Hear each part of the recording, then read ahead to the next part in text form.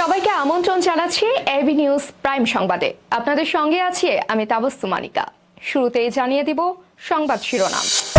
ইউনুস আনোয়ারের সম্পর্কের আলোকে মালয়েশিয়া সফর, ঢাকার আশা বড় ফলাফল। উত্তরায় মুগ্ধ মঞ্চের শুভ উদ্বোধন, উদ্ভাসিত নতুন স্বপ্নের আলো। নির্বাচন প্রস্তুতি অগ্রাধিকার জানায় নির্বাচন কমিশন। রাজনৈতিক সহিংসতায় 121 নিহত জানায় টিআইবি। ট্রাম্পকে নোবেলের জন্য মনোনীত করেছে কম্বোডিয়া। বিশ্ব শান্তির নতুন প্রয়াস। আল আকসা মসজিদে ইসরায়েলের উস্কানিমূলক কর্মকাণ্ড, তুরস্কের কঠোর নিন্দা। অপ্রত্যাশিত নাটকীয়তায় ওভাল টেস্ট, হারতে হলো ইংল্যান্ডকে। দর্শক, এতক্ষণ শুনছিলেন শিরোনাম, এখন বিস্তারিত। অন্তর্বর্তী সরকারের প্রধান উপদেষ্টা ডক্টর মোহাম্মদ ইউনুস আগামী সপ্তাহে মালয়েশিয়া সফরে যাচ্ছেন।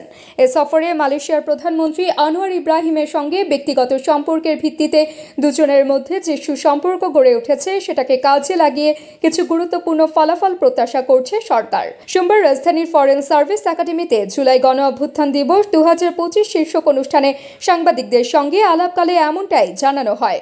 প্রশ্ন করা হয়, এই সফরে শ্রম বাজার নিয়ে কোনো চুক্তি হবে কিনা।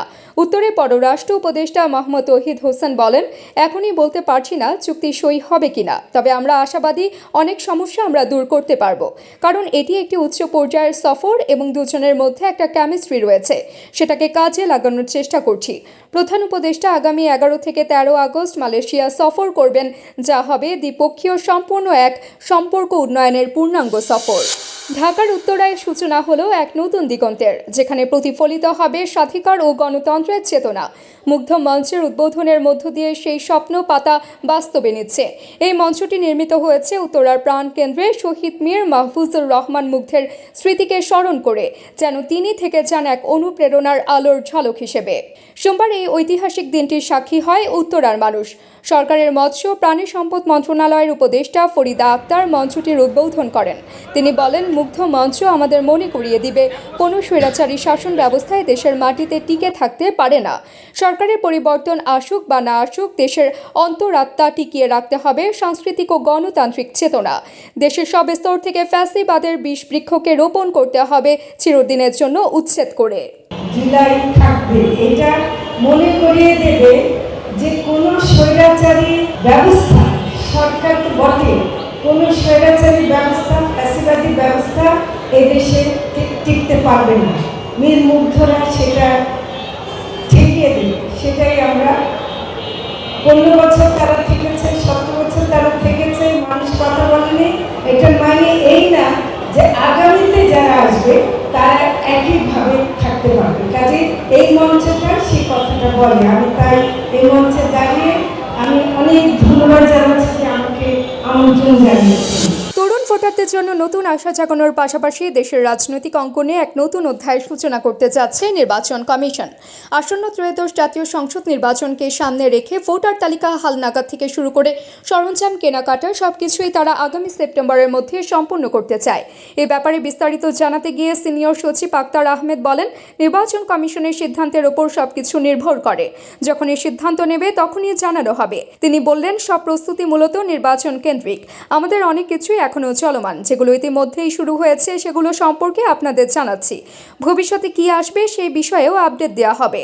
অক্টোবরের মধ্যেই সব ধরনের প্রস্তুতি সম্পন্ন হবে কিনা এই প্রশ্নের উত্তরে ইসি সচিব জানান, কিছু কাজ এখনো বাকি রয়েছে, যেগুলো অক্টোবরের পরে বলাই সম্ভব। যে এটা 10ই আগস্টের ভিতরে আমরা এই তালিকাটা প্রকাশ করতে পারবো।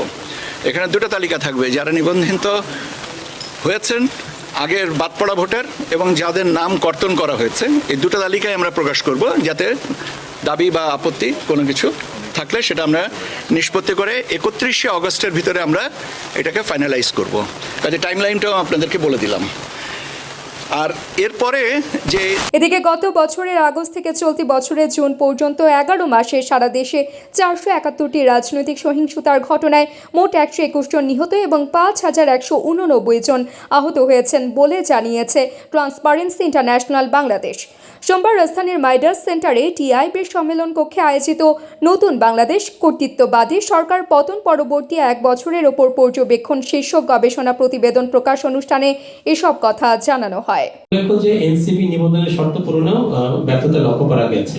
বৈষম্য বিরোধী আন্দোলন থেকে একটি রাজনৈতিক দল গঠন করা একটি গুরুত্বপূর্ণ ঘটনা তবে নতুন রাজনৈতিক বন্দোবস্তের অংশ হিসেবে সুশাসন, দুর্নীতিমুক্ত এবং জনগণের কাছে অঙ্গীকারবদ্ধ রাজনৈতিক শক্তি হিসেবে বিকশিত হওয়ার কথা থাকলেও তাদের অনেক কার্যক্রম প্রশ্নবিদ্ধ।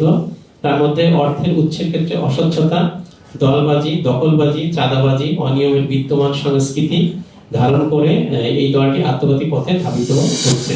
বিশ্বজুড়ে শান্তি প্রতিষ্ঠায় গুরুত্বপূর্ণ অবদান রাখার স্বীকৃতি হিসেবে ডোনাল্ড ট্রাম্পকে এবারই প্রথম ব্যক্তি পর্যায়ে নয়, বরং কোনো স্বাধীন রাষ্ট্রের পক্ষ থেকে নোবেল শান্তি পুরস্কারের জন্য মনোনীত করা হলো। চান্থল এই ঘোষণা দিয়ে বললেন, ট্রাম্পের নেতৃত্বে সম্প্রতি বিভিন্ন অঞ্চলে শান্তি প্রতিষ্ঠায় যে অগ্রগতি হয়েছে সেটি তার মনোনীত হওয়ার মূল কারণ। সান চান্থো বলেন, মূলত যুক্তরাষ্ট্রের প্রেসিডেন্টের উদ্যোগ ও তৎপরতার কারণে মালয়েশিয়ার মধ্যস্থতায় থাইল্যান্ডের সঙ্গে দীর্ঘদিনের কূটনৈতিক অচল অবস্থা কাটিয়ে ওঠা সম্ভব হয়েছে। এই ভূমিকা তাকে নোবেলের জন্য যোগ্য করে তুলেছে। বিশেষ করে জম্মু কাশ্মীরের পেহেলগামে সন্ত্রাসী হামলার পর ভারত পাকিস্তানের মধ্যে সংঘাতের পরিস্থিতি নিয়ন্ত্রণে ট্রাম্পের ভূমিকা ছিল উল্লেখযোগ্য। সেই সময়ে ভারত ও পাকিস্তানের প্রতিনিধিদের হোয়াইট হাউসে বৈঠক ও মধ্যাহ্নভোজের আয়োজন করেন তিনি। এই বৈঠক ও উদ্যোগের জন্যই পাকিস্তানের সেনা প্রধান ফিল্ড মার্শাল আসিম মুনির তাকে দেশে ফিরে এই মনোনয়ন দেন। অধিকৃত ফিলিস্তিনি অঞ্চল জেরুজালেমের পবিত্র আল আকসা মসজিদ প্রাঙ্গণে রবিবার ঘটে যাওয়া উত্তেজনাকর ঘটনা বিশ্ব নেতাদের দৃষ্টি কেড়েছে। ইসরায়েলের অতি ডানপন্থী জাতীয় নিরাপত্তা মন্ত্রী ইতামার বেন গভির সেখানে প্রকাশ্যে ইহুদি প্রার্থনা পরিচালনা করেন, যা আন্তর্জাতিক পর্যায়ে তীব্র সমালোচনার ঝড় তোলে। তুরস্কের পররাষ্ট্র মন্ত্রণালয় এই ঘটনায় গভীর উদ্বেগ প্রকাশ করে জানায়, এই ধরনের উস্কানিমূলক কর্মকাণ্ড এই অঞ্চলের শান্তি ও স্থিতিশীলতাকে আরও বিঘ্নিত করেছে। এক বিবৃতিতে বলা হয়, এটি অত্যন্ত বিতর্কিত এবং অস্বস্তিকর একটি পদক্ষেপ যেখানে ইসরায়েলের এক মন্ত্রী আল আকসা মসজিদে প্রকাশ্যে ইহুদি প্রার্থনা পরিচালনা করেছেন। এটি আমাদের জন্য গভীর উদ্বেগের বিষয়। আল আকসা মসজিদ, যা মুসলমানদের জন্য তৃতীয় পবিত্র স্থান, ইহুদিদের কাছে টেম্পল মাউন্ট নামে পরিচিত। এই পবিত্র স্থান জেরুজালেমে অবস্থিত এবং এর নিরাপত্তা ও সম্মান সংরক্ষণে ইসরায়েল ও জর্ডানের মধ্যে দীর্ঘস্থায়ী চুক্তি রয়েছে। চুক্তি অনুযায়ী মসজিদ প্রাঙ্গণে ইহুদি ধর্মীয় আচার অনুষ্ঠান নিষিদ্ধ। অপ্রত্যাশিত নাটকীয়তায় ওভাল টেস্ট শুরুতেই মনে হচ্ছিল ওভাল মাঠে ইংল্যান্ডের জয় নিশ্চিত। দরকার মাত্র 35 রান, হাতে ছিল 4 উইকেট, ক্রিজে ছিলেন ইনফর্ম ব্যাটার জেমি স্মিথ। কিন্তু ক্রিকেটের অদ্ভুত নিয়ম আর অপ্রত্যাশিত নাটকীয়তায় সেই স্বপ্ন ভেঙে গেল। ইংল্যান্ডের পরাজয়, ভারতের দুর্দান্ত প্রতিরোধ ও ক্রিকেটের অসাধারণ ঐতিহ্য আবারও নতুন করে লেখা হলো। সিরিজের দ্বিতীয় ইনিংসে ভারতীয়রা দুর্দান্ত প্রতিপাদ্য দেখিয়েছে। ওপেনার যশস্বী জয়সওয়াল 164 বলে 118 রান করে দলের মূল স্ট্রাইক পেয়েছেন। তার 14টি 4 ও 2টি ছক্কা ইনিংসটি সার্থক হয়। নাইট ওয়াচম্যান আকাশদীপ 66 রান যোগ করেন। ইংল্যান্ডের জন্য বড় চ্যালেঞ্জ ছিল এই লক্ষ্য তাড়া করা। ওপেনার ডাকেট 54 রান করেন। জো রুট 105 রান করে দলে জয়ের পথে এগিয়ে যান। হ্যারি ব্রুকের ঝড়ো 111 রানে ইংল্যান্ড তৃতীয় দিন শেষে জয়ের দ্বার প্রান্তে ছিল। তবে সেই সময়ের মধ্যে ম্যাচের মোড় ঘুরে যায়। ব্রুক, বেথেল ও রুট আউট হয়ে ফিরে গেলে বদলে যায় ম্যাচের ফলাফল। দর্শক, এবার জানাবো ফুটবলের খবর। গত মৌসুমে ধারে শেফিল্ড ইউনাইটেডে খেললেও এবার লেস্টার সিটির জার্সিতে নিয়মিত খেলছেন হামচা। তার ভবিষ্যৎ নিয়ে নানা গুঞ্জন থাকলেও প্রাক মৌসুমের প্রস্তুতিতে নিজের দক্ষতা আর পারফরমেন্স দিয়ে নিজেকে তিনি প্রমাণ করে চলেছেন। রবিবার কিং পাওয়ার স্টেডিয়ামে ফিওরেন্টিনা বিপক্ষে লেস্টার একাদশে থাকাকালীন বলের দখলে দুই দল সমান থাকলেও আক্রমণে ছিল স্বাগতিকরা। লেস্টার 10টি শটের মধ্যে 4টি লক্ষ্যে রাখতে সক্ষম হয়।